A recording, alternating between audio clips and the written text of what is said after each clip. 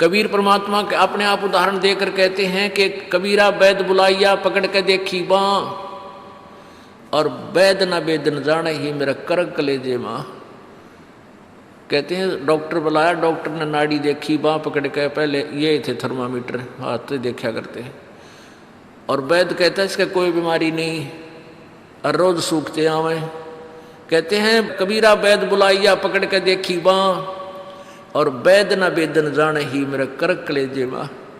उस परमात्मा की और यहाँ के दुखों का जो दुख है, यहाँ के दुखों को देख देख कर कुत्ते ने देखे खाज कि तो कीड़े पड़ रहे उसके हैं, किसी खाज लग रही है। ये भी पहले आप जैसे अड़े चौड़े हो कांडे थे और बढ़िया बढ़िया सूट गाड़ के चाले थे, भक्ति करी को नाच बिरान माटी करवा ली। तो ये बातें उनको तुरंत याद आने लग जाएंगी जिनकी आंखों का मोतिया बिंदु का ऑपरेशन हो गया, अर्थात जिनको तत्व ज्ञान हो गया। अब तो हम देखते हैं कुत्ते हैं, गधे हैं, सुअर हैं, बैल है, जोड़ रखा गाड़ी में भर रखा सामान, चलता नहीं था दे लट्ठा गद्दा है गधोरी उस पर। तो हमने सोचा ये तो ऐसे बनते रहेंगे और हम ऐसे ही मनुष्य बने रहेंगे। काल ने ऐसी बुद्धि भ्रष्ट कर रखी हमारी, क्योंकि ज्ञान है नहीं। ज्ञान हो तो हम ये नहीं सोच सकते, क्योंकि यहाँ तो प्रत्येक प्राणी का अपना किया कर्म इसको मिलेगा। आज मनुष्य है, भक्ति ठीक की नहीं तो अगली योनियों अन्य प्राणियों की योनियों में जाएगा ही जाएगा। तो फिर ये बातें, यहाँ का यो कष्ट, किसी की किसी का हाथ कट रहा, किसी की टांग कट गई, कोई अंधा हो रहा, किसी का बेटा मर गया, किसी की बेटी मर गई, एक परिवार में 2-2 3-3 इकट्ठे मृत्यु हो रही है। अब उस परिवार के स्थान पर आप अपने को सोचकर देखो जो जश्न मनाने की तैयारी में है, तो फिर ये बकवादें अब पलट जाएंगी। 90% जो हम वेस्ट करते हैं अपना समय इस पेट के लिए और इस संसारिक इन बकवादों को जोड़ने के लिए, ये 90% अपने आप शांत हो जाएगी। ना दहेज लेंगे ना देंगे। किसी के 2 कन्या हो जाती है, उसको नींद आनी बंद हो जाती है। ऐसा हमने अपने आप एक मकड़ी वाला जाल फैला के आप पे फंस बैठे उसमें दहेज के चक्कर में, क्योंकि हमें ज्ञान नहीं। हम किसी से आज पैसा लेते हैं, अगले जन्म में वो पैसा वापस देना पड़ेगा। किसी ने मान ले किसी को दबाव देकर दहेज का पैसा ले लिया, या वैसे 2 नंबर के काम करते ले लिया, लेकर दिया नहीं, अगले जन्म में वो पूरा करना पड़ेगा। किसी का गधा बन कर देना पड़ेगा, किसी का भैंस बन कर देना पड़ेगा, और या फिर अगले जन्म में वो दामाद बन कर ले जाएगा जिसको आज तुम दामाद बन कर ले रहे हो। तो इस पंगे में अनजान व्यक्ति दिया करे। परमात्मा ने जो आपको देना है वही देना है, आपके प्रारब्ध में लिख रखा है। उसमें आप अगर फेरबदल करने की चेष्टा करोगे दूना दुख उठाओगे। फेरबदल भी परमात्मा ही कर सकता है। शास्त्र अनुसार साधना करने से आपके भाग्य में ना होगा वो पुण्य, और परमात्मा करवा कर या अपने कोटे से देकर आपको यहाँ होटल वाली सुविधाएं अवश्य देगा, पर अधिक नहीं मांगनी चाहिए। तो ऐसे नानक साहब जी से किसी ने प्रश्न किया, क्योंकि नए नए भक्त बहुत जाते रहते हैं। कहते हैं हे गुरुदेव, हे परमात्मा, आप हमें कभी खुश नजर नहीं आते, आप खोए खोए से रहते हो। तो नानक साहब जी कहते हैं भाई क्या बताऊं। कहते हैं ना जाने काल की कर डारे, और किस विध ढल जा पासावे, और जिनाते सरते मौत खुड़क दी उनानू केड़ा हासावे। कि 1 सेकंड का पता नहीं यहाँ के बिजली गिर जा और कहाँ गिर जा। जैसे सन 2000 की बात है, पूरा भारतवर्ष गणतंत्र दिवस 26 जनवरी मना रहा था। उधर से गुजरात के अंदर एक जबरदस्त भूकंप आ गया। लाखों व्यक्ति अपने ही मकानों के नीचे जो 3-3 4-4 मंजिल के सारा जीवन पीढ़ी 2 पीढ़ी लाख का बनाकर उसमें जश्न मना रहे थे, उन्हीं के नीचे दब के और लाखों व्यक्ति मर गए। सुबह सुबह का समय, छुट्टी का दिन, और सारे घर में सेट थे।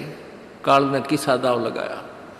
तो यहाँ परमात्मा कहते तुम तो बालक हो, बालक कति डरते नहीं जरा से भी। डर जब हो जब आपको ज्ञान हो, और ज्ञान हो सत्संग से। सत्संग मान का समय नहीं कि तो और बकवाद हो रही हो, देख लो दुनिया इकट्ठी हो जा। और यहाँ कितने भक्त आ पाते हैं, जो आ पाते हो बहुत महान और पुण्य आत्मा है, उनके पिछले संस्कार इतने ज़बरदस्त हैं कि उनको प्रेरित करके लाते हैं, परमात्मा की रजा होती है उनके ऊपर। तो क्या बताते हैं, न जाने काल की कर डारे, और किस विध ढल जा पासावे, और जिना ते सरते मौत खुड़क दी, उन्होंने केड़ा हासावे। अब फिर पूछते हैं क्या प्रभु आप सदा ऐसे ही रहते हो? प्रश्न किया किसी ने नानक जी से। नानक साहब ने कहा कि भाई मुझे भी खुशी होती है, लेकिन वो खुशी हम ऐसे प्रकट नहीं करते जैसे अनजान लोग करते हैं, नाचे कूदो या हा हा हा दांदरे काटे। नहीं, अंदर ही होता रहता हमारे जो कुछ होता है। कहते हैं साध मिले साड़ी शादी होंदी, साध मिले साड़ा शादी होंदी, और विछड़ जा दिलगिरी वे, अखदे नानक सुनो जहाना मुश्किल हाल फकीरी वे। कि तुम भक्तजन जब आते हो मेरे पास सत्संग सुनने के लिए, और जो उपदेश ले चुके हैं, और फिर वो सारे के सारे रह रह कर मेरे पास आ रहे हैं, तो मुझे बहुत खुशी होती है। उस दिन हमारे विवाह होता है, शादी होती है, समागम होता है, चहल पहल होती है। और जब तुम चले जाते हो, विछड़ जा दिलगिरी वे, तुम चले जाते हो जब मुझे दुख होता है। क्यों होता है कि तुम काल के उसमें पहुँच चले जाते हो, क्योंकि भक्त कम होते हैं और काल प्रेरित व्यक्ति ज़्यादा होते हैं। मुझे ये डर लगा रहता है कि कहीं ये भोली आत्मा उन काल के दूतों का ना फंस जा, और उनकी बातों माँ के भक्ति ना छोड़ दे, इनकी दुर्गति ना हो जा। जब तुम ठीक ठाक वापस आ जाते हो सभी, तो मेरी आत्मा खुश होती है। उस दिन मेरी खुशी का कोई ठिकाना नहीं होता, लेकिन वो होती है अंदर ही अंदर, लोग दिखावा नहीं होता। साध मिले साढ़ शादी होंदी, और विछड़ जा दिलगिरी वे, अखदे नानक सुनो जहाना मुश्किल हाल फकीरी वे। भाई कहते हैं भक्ति करना बहुत मुश्किल है। मुश्किल इन काल के दूता ने बना दी, जनता ज्ञानहीन कर दी। जो भक्ति नहीं करते वो तो सीधे काल के जाल में हैं ही। जो भक्ति करने की चेष्टा करते हैं तो किसी का तो पति लाठी ठाए पाओगा, उसके पति ने कोई और इंजेक्शन ला जाएगा। यो कि होया भाई हम भी तो नाम ले रहे हैं, हम वहाँ जाते हैं, हम तो 6 महीने साल में कभी कभी जाते हैं, और आप कहते हैं 10वें दिन भाग लेते हैं।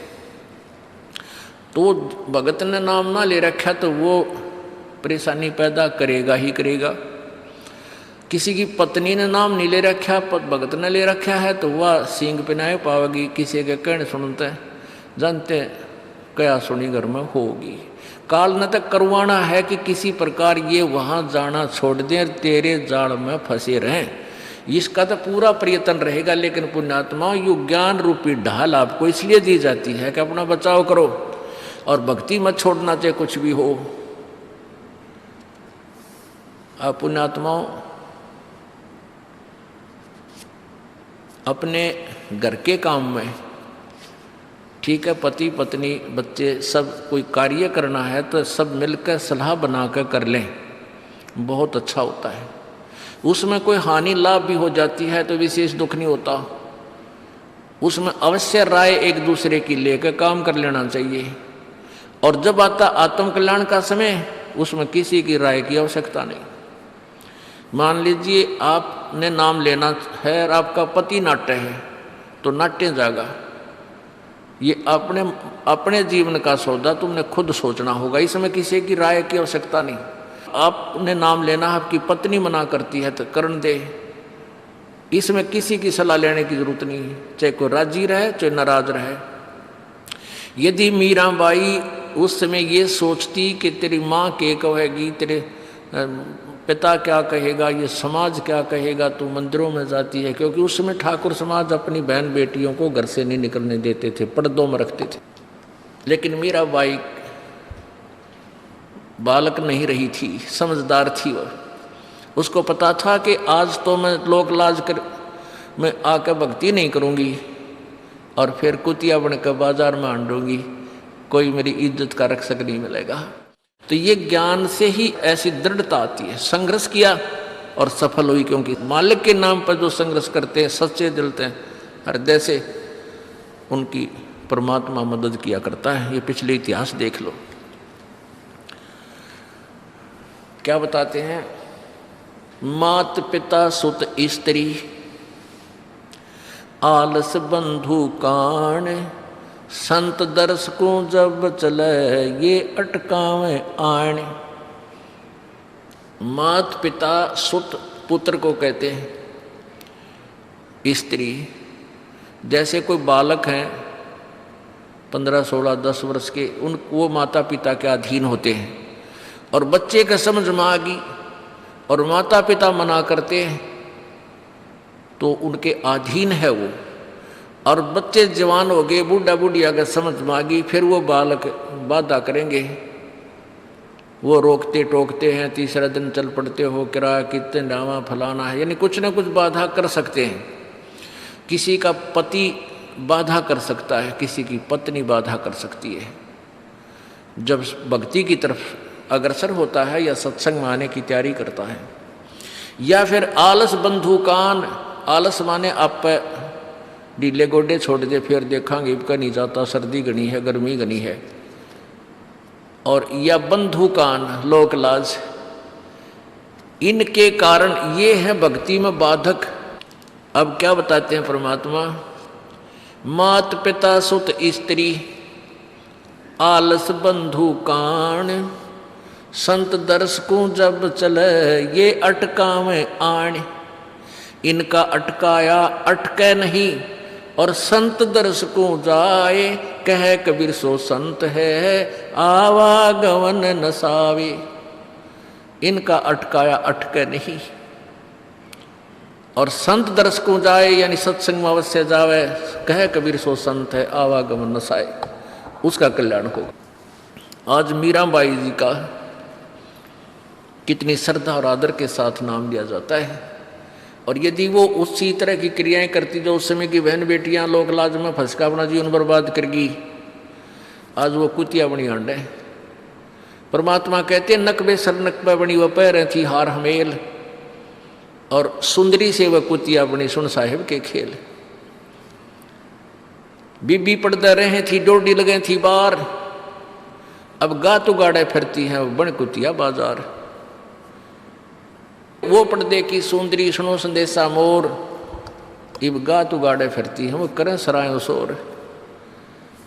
अब जो डोडी पर्दे जिनका लग गया करते, पर्दे में रहा करती थी, जो अपने आप को ऊंच घरों की बेटियां बहू कहा करती थी, उनका सत्संग की छीट लगी नहीं, करते बाहर निकली नहीं। पूर्व जन्म की पुण्यात्मा थी, उनको कोई रानी बन गई, कोई महारानी बन गई, कोई अच्छे घर में जन्म, इस मायाधारी मस्करिया का जन्म हो गया।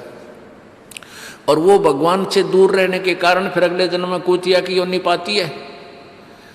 तब तो पर्दों में रहती थी, उंगली भी ना दिखने देती, किसी बाहर कहीं हमारी बेइज्जती ना हो जा, मेरी पत्नी जो है सत्संग में चलेगी तो इज्जत का नाश हो जाएगा। और वह इज्जत फिर उगाड़ी अंडा है कुतिया बनकर।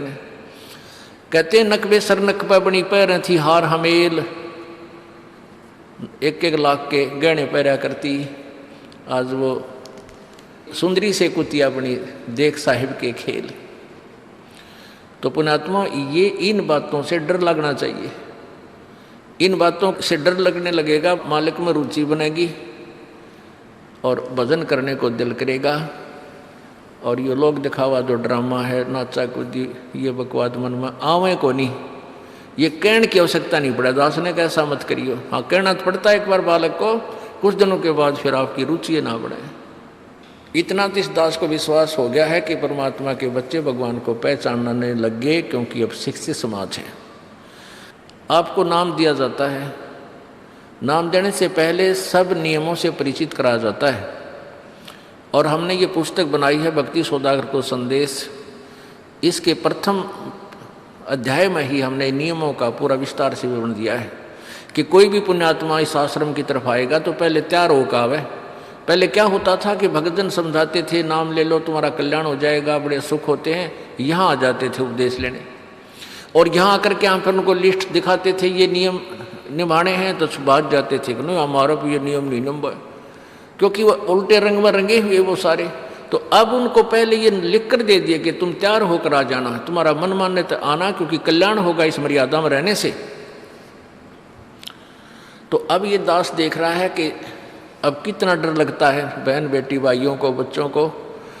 अब वो कहीं, क्योंकि समाज हमारा जो है सारा का सारा समाज काल प्रेरित है, उन्हीं क्रियाओं को कर रहा है जो ना करने वाली होती हैं। और हमारा भक्त एक घर में एक व्यक्ति ने नाम ले लिया और 5-6 व्यक्ति वो सारे शास्त्र विरुद्ध साधक हैं, तो उनके साथ संघर्ष बनता है बेचारे का जा करके।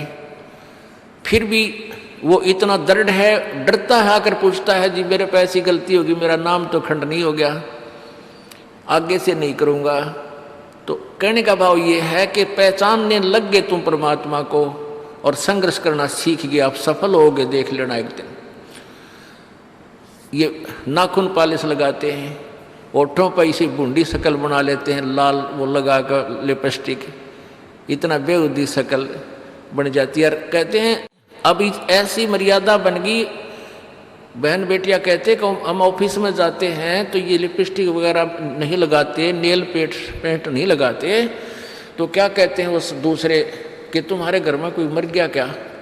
अरे थारा गजब भैया, ये बकवाद करने तो सारे जी जाओगे तुम, अकल खत्म होगी। यानी एक मर्यादा बन गई, जो ऐसे उल्टे काम ना करे उसने हे समझन लागे। निरंजन धन तेरा दरबार जहाँ तनिक नहीं न्याय विचार, सारे उल्टे काम में राजी रहे।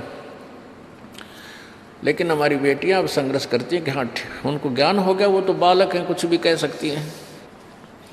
तो अब हम सबको बताते हैं ये ऐसा नहीं करना, क्योंकि पहले हमारा ज्ञान गाँव में ज़्यादा चला था। इस दास ने गाँव में जाकर प्रचार किया, तो वहाँ तो ये था को ना लिपस्टिक का फंड था, ना कोई नाखून पालिश लाया करती, मेहंदी मुंदी ला लेती, त्योहार हो वो भी मना कर दिया हमने, समझा दिया कि इसका कोई फ़ायदा नहीं है, अपना भक्ति करो। तो वो तो सब एक साधारण सी बात ही छोड़ छाड़ दी। अब शहरों में फैल गया परमात्मा का जो ज्ञान है। अब शहरों से जो बेटियां आती हैं वो सारे तो नाखुना निशी बुरे हाल तो सनाए पाओगी। और इधर बिहार में तो और बेगन हो रहा है, कति बुढ़ी बालक सारे लाल ये नाखुना न कति न कुसुती तरह पेंट करके लाऊंगी, न चमकान दे। अब इनको समझाना पड़ता है कि ये नहीं करोगे तो मान जाते हैं कि नहीं आगे नहीं करेंगे हम, क्यों इनकी आवश्यकता भी क्या है? भगवान ने जो कितने सुंदर नाखून पहले बना के दे रखे, इन पर क्या फायदा और बकवाद करने की? तो मालिक ने जो अंग दे रखे हैं वो बहुत अच्छे बना के दे रखे हैं, इसमें हमको फेरबदल करें, ये हमारी वो लोग दिखावा मेकअप है, इसकी हमें आवश्यकता नहीं। अब तो हम आपको बता रहे हैं, समझा रहे हैं पहली बार, फिर आप पे सियाने हो जाओगे, आपकी अब पर रुचि ना करे। जैसे नानक साहब कहते हैं, ना जाने काल की कर डारे, किस विध डल जा पासा वे, जिना के सरते मौत खड़क दी नानू के डांसा वे। अब प्रसंग था कि साध मिले साड़ी शादी होंगी और भी छड़ जा दिलगिरी वे, अख दे नानक सुनो जहाना ये मुश्किल हाल फकीरी वे। तो नानक साहब क्या बताते थे कि तुम जाते हो यहाँ से सत्संग सुनकर, और वहाँ आप ऐसे समाज में जाते हो जो सब काल प्रेरित होकर के वो साधनाएं, वो क्रियाएं, वो ड्रामाबाजी करता है, जिससे मुझे डर लगा रहता है कि कहीं आपकी क्रियाएं भंग ना हो जाएं और आप काल के मुंह में चले जाओ। जब तुम वापस आ जाते हो तो मुझे बहुत खुशी होती है कि परमात्मा के बच्चे काल के जाल से बचे हुए, तो उस दिन खुश होता हूँ मैं। और तुम चले जाते हो तो मेरी एक तो वो ज्ञान कि यहाँ काल का लोक है, ना जाने कब जाना पड़ जावे, इस कारण से डर से अपनी भक्ति करता रहता हूँ। और एक तुम्हारी भी चिंता खाती रहती है कि कहीं काल के जाल में ये बालक फिर ना फंस जाए। तुम वापस आ जाते हो एज इट इज, तो फिर मेरी खुशी का ठिकाना नहीं रहता। साध मिले साड़ी शादी होंगी, साध यानी साधु संत, ये भक्त आप साध हो, साध माने जो साधना कर रहा है, और साधु सोए जो सीधा चाल है, यानी जो और लोग दिखावा बकवाद नहीं करता, शराब मांस तम्बाकू नहीं पीता, और मेकअप वगैरह शरीर के वापस जरूरत नहीं। कहते पति भरता भावानी चोम चटक श्रृंगार, जो पति भरता यानी जिसने केवल अपने पति से ही लगा हुआ है, फिर उसने बकवाद करने की क्या आवश्यकता है? तो कहने का भाव यह है कि हम सच्चे ढंग से जब लगेंगे फिर हमने अब तो इच्छा ना हो किसी वस्तु की। परमात्मा कहते हैं इस काया का गर्व ना करियो के काला के गोरा रे, और बिना भजन इसका कुछ काम ना आवे, चाहे एतर छड़को चारों ओर रे।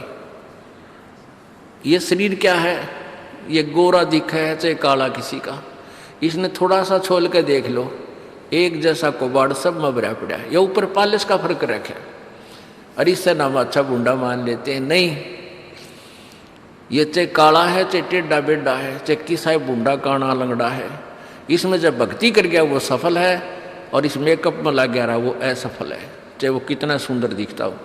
तो पुण्यात्मा परमात्मा कहते ये मिट्टी है, इस मिट्टी से हमने लाभ उठाना है, इसे सोना बनाना है, भक्ति रूपी धन कमाना है, तो इसी से कमाया जाएगा। अब प्रसंग है कि झूठे सुख को सुख कहे, ये मान रहा मन मोद, ये सकल चबीना काल का, कुछ मुख में कुछ गोदी। अब परमात्मा आप बताओ, हमें आकर के बोली आत्माओं हमें जगा रही है, हमने काल के कुएं की भांग पी रखी है, यहाँ की मान बढ़ाई और इस माया की। कबीर परमात्मा कहते हैं कबीर ये माया अटपटी या त्रिगुणमयी माया, ब्रह्मा विष्णु महेश के द्वारा जो हमारे अंदर प्रेरणा कर रखी है, त्रिगुणमयी माया के विषय बता रहे हैं। कबीर ये माया अटपटी सब घट आण अड़ी, किस किस को समझाऊं ये तो कुएं भांग पड़ी। अब किस किस ने समझावे, सब एक तरह की भांग पी के एक जैसे विचार, एक जैसे बोल, एक जैसा ज्ञान इन्होंने ग्रहण किया हुआ है, और ये दास सच्चा ज्ञान सुनाता है इसका विरोध करते हैं, इसको जल्दी समझ नहीं पाते, क्योंकि इनको इस माया रूपी और अज्ञान रूपी भांग का नशा हो रहा है। तो परमात्मा कहते हैं कबीर ये माया अटपटी सब घट आण अड़ी, और किस किस न समझाऊं या तो कुएं भांग पड़ी, यानी सब ने एक जैसा ही ज्ञान ग्रहण कर रखा है, सबके एक जैसे विचार हैं। अब झूठा सुख कौन सा है, इन कार कोठियों को हम अपना मानते हैं, संतान संपत्ति को अपना मानते हैं। इसका उदाहरण आपको दे दिया। परमात्मा कहते हैं राम नाम कड़ुआ लगे और मीठे लागे दाम, दुविधा में दोनों गए भाई, माया मिली ना राम। माया तो मिले को नहीं, यानी मान लीजिए आपके पास अरबों संपत्ति अरबों हो भी गई तो वह तेरी नहीं, आपको 2-4 रोटी सुबह 4 रोटी शाम है, और एक वर्ष में गणे 4 कपड़े कुर्ते पजामे बहुत, एक वर्ष में खत्म। अब पाटे को नहीं, ऐसा काम रह रहा आजकल, और 2 जोड़ी चप्पल कुर्ते जूते, और एक खाट का स्थान, एक चारपाई आ जा, गणित 2 आ जा, जितने एक परिवार एक व्यक्ति को एक चारपाई। कहने का भाव यह कि ऐसा सीमित सा मकान, इतने की आवश्यकता आपको है, और बाकी पैसा आपके पास उसने के सिर में मारोगे, क्या करोगे उसका। अब या तो कि तो बकवादा में लावेगा, कि तो शराब पीवेगा, कि तो और कोठी खरीद कर गिर देगा, उस पर कोई कब्जा कर लेगा, फिर लट्ठा मुकदमे होंगे, या कोई ले लेगा रिश्तेदार या कोई मित्र बन कर फिर देखो ना, फिर खेचा तानी रात ने नींद आओ ना, वह रखेगी बगन में पात्रे, वो माया तने जीर्ण नहीं दे। और माया तो परमात्मा कहते हैं इस जीव की सबसे बड़ी शत्रु है, जो भगवान से दूर करे। अभी झूठे सुख को सुख मान लिया, कार कोठी होगी, बढ़िया व्यापार बिजनेस या कोई नौकरी होगी, तो भगवान से 100 कोस दूर है वो प्राणी। कोई एक आध पुण्यात्मा इसे प्रेरणा होकर आ जाता, वो तो फॉर एग्जाम्पल होते हैं। तो परमात्मा कहते हैं इसे सुख का आग लगे जो भगवान से दूर करे। परमात्मा कहते हैं वो दुख अच्छा हमारे लिए जो परमात्मा के चरणों में हमें लगाए रखे। कबीर साहब कहते हैं सुख के माथे पत्थर पड़ो जिससे नाम रट देते जावे, और बलिहारी वो दुख जो पल पल नाम रटावे। कि हे परमात्मा इसे सुख की हमने जरूरत नहीं, जो भगवान से दूर करे। पत्थर पड़ो इसे सुख के ऊपर, और बलिहारी उस दुख के जो पल पल नाम रटावे। जैसे भक्त नाम ले रखा किसी ने और उसको कोई पीड़ा हो जाती है, चिंता शुरू हो जाती है उसको, हे भगवान कदे कैंसर ना हो जा, हे परमात्मा कोई और ऑपरेशन ना बन जा। तो वहाँ तक जाता है जहाँ डॉक्टर के पास, और भगवान याद रह कर आता है, और वहाँ जाकर डॉक्टर करता है अल्ट्रासाउंड और एक्सरे वगैरह करके बता देता है कि आपको ऐसी कोई खास बीमारी नहीं है, नॉर्मल सी है, ये दवाई लो ठीक हो जाएगी। उसके बाद फिर परमात्मा के गुण कितने गाता है वो। जो भक्ति से दूर हैं वो तो भूल भाल जाते हैं, उनको तो परमात्मा याद आता है, कोई ना डॉक्टर दिखे। और पुण्यात्मा जो भक्ति करते हैं उनको डॉक्टर नहीं भगवान पहले दिखाई देता है। पुण्यात्मा, आपके प्रारब्ध में, आपके संस्कार में मृत्यु है और कैंसर से है, और वो होगी, नाम ले रखा आपने, और डॉक्टर ने भी डिक्लेयर कर दिया कि कैंसर है भाई। पीछे आपको उदाहरण दिया था, एक लड़का रोहतक से, इकलौता पुत्र, और 10 साल के बाद पुत्र प्राप्ति हुई, और उस लड़के का कान में कैंसर बता दी, PGIMS रोहतक तक। उन डॉक्टरों ने फाइनल कर दिया और उसका पूरा डाटा अपने मोबाइल में नोट कर लिया कि इसका ऑपरेशन करवा ले और दिल्ली ले जा, हम नहीं कर सकते। वो रोता हुआ यहाँ आए। अब क्या है कि ये काल बड़ा उस्ताद है, थोड़ा सा सुख होते ही भगवान ने भूलन लाग जाए। वो 5 महीना में आए हमारे पास रोहतक से, जबकि आए महीना आना चाहिए था। 5 महीने में पता करा भाई कितने दिन में आए, वो 5 महीने वाला गेला। हमें भी ज़्यादा खींचातानी करें भाई इतना लेट क्यों हो गया, तो भगवान ने नहीं चाहिए तो फायदा क्या होगा। ये कुदरती है, जब इस महीने 2 महीने में आपका प्रेरणा नहीं उठी, लोर नहीं उठी आने की, तो फिर भक्ति कहाँ चल रही है आपकी। बंधन तोड़ कर आ जाओगे जिसके अंदर भक्ति चल रही है, चाहे कितनी दूर भी क्यों नहीं है इंसान। भारत में कोई दूर थोड़ा, कोई वीज़ा थोड़ा बनवाना है दोबारा आने के लिए, और वो भी नहीं आ पाते हैं, फिर भक्ति नहीं चल रही उनकी।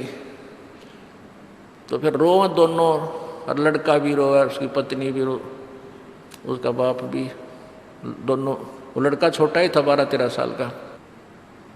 कहने लगे जी कैंसर बता दी, हमारा इकलौता पुत्र है। बुरा हाल, मेरी नहीं सुने, रोए रो। वहाँ बेटा बात सुनो, आप दोबारा चेक कराओ और पूरी श्रद्धा रखना मालिक में।